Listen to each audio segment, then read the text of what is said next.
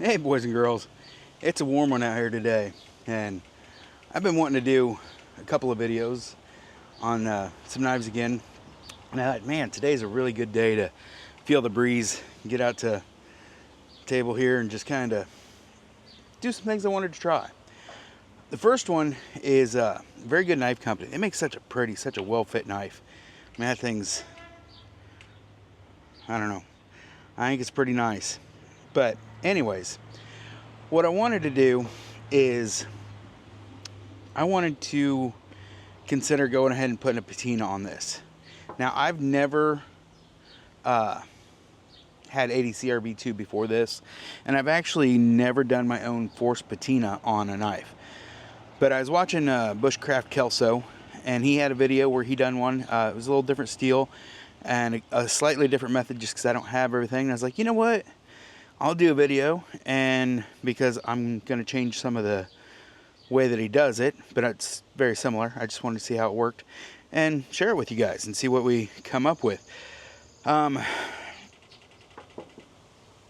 I'm going to leave it at that. So, apple cider vinegar. It's an acidic. It'll, get things corroding a little bit, so to say. It'll do that forced patina for us. Other people use things I've heard of like coffee, setting their knife in coffee. Mustard. Again, mustard is made with a vinegar usually, mustard seed vinegar and turmeric. So it's going to be fun to see what the difference is. So all Kelso did was he just took some apple cider vinegar, and I think he just put it on the cloth itself. And that's all I'm going to do. So I'm just going to put a few little drops on the cloth here. That's probably more than enough.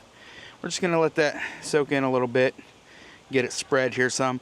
And I'm doing it this way because I'm going to end up wrapping it this way. So I want to get good coverage here. So, boy, I hope that breeze isn't bothering you guys. It's got a pretty good little whip to it.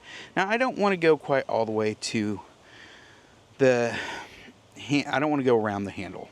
So I'm just kind of hitting this way. We're just going to fold her around here. Okay, I'm going to give it a little dab just to make sure that it seals on there, or gets saturated some. And I'm leaving the drier side down here at the bottom. Thought process for me on that is just that corrosion could leave space. I don't know if these are epoxied on. If they're epoxied on, I'd be a little less concerned. The fit on them is so phenomenal, though, that realistically, I don't know if he'd have to use epoxy to get the fit that he does. Everything's just so smooth. But anyways, I'm going to let that sit for, let's time it an hour. I got a couple other things I want to do, a couple other videos, so watch for those as well. You will see some photographic stuff on my channel as well. I'm kind of coming together on some projects I've been working on that I want to continue growing. Part of my independent business consulting, I want to kind of get a flare of that in this channel, my photography, and then American-made products. Fortunately, unfortunately, it's easy to find American-made knives, so it's easy content. It's also easy to find great manufacturers. Right now, they're kind of striving in their own. So high-end, high quality is really reflected in the knife business. So that's kind of one of the reasons why knife content has been somewhat prominent, because it ties a couple of my back burner projects into it some. So hopefully you guys get to see some things that are interesting to you that you like. I would greatly appreciate you following along more, commenting, and giving me your feedback. But anyways, let's see how this turned out. Okay, we're back. It's been about, I don't know, an hour, roughly, give or take. I really didn't start a timer or pay any attention, honestly. I just did some other videos and stuff.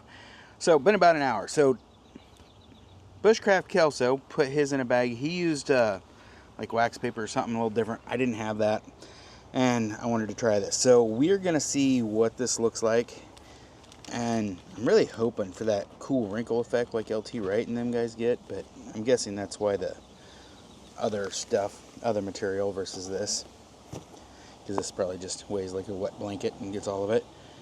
Let's see. Oh, hey, an hour may be more than enough, because we have darkened a lot here. I was not expecting that much. So, an hour is too much. Is it? Or is it not? Oh, look at that. It's got like little polka dots or something going on there. Well, maybe an hour isn't too much. That's kind of neat. You see that? And